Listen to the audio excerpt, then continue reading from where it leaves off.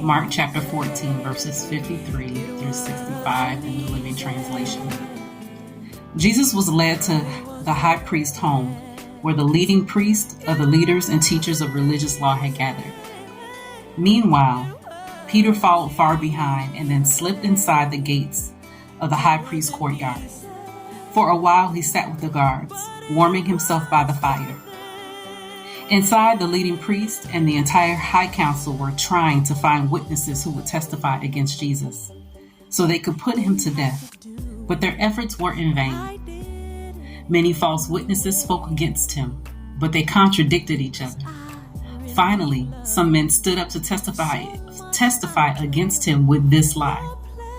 We heard him say, "I will destroy this temple made with human hands, and in 3 days I will build another made without human hands." But even then, they didn't get their story straight. Then the high priest stood up before the others and asked Jesus, "Well, aren't you going to answer these charges? What do you have to say for yourself?" Jesus made no reply. Then the high priest asked him, "Are you the Messiah, the Son of the blessed God?" Jesus said, "I am. And you will see me, the Son of Man, sitting at God's right hand in the place of power and coming back on the clouds of heaven." Then the high priest tore his clothing to show his horror and said, "Why do we need other witnesses? You have all heard his blasphemy. What is your verdict?" And they all condemned him to death. Then some of them began to spit at him, and they blindfolded him and hid his face with their fists. "Who hit you that time, you prophet?" They jeered, and even the guards were hitting him as they led him away.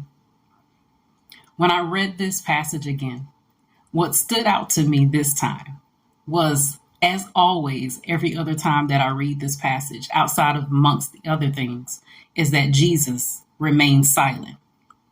Jesus made no reply to the accusations.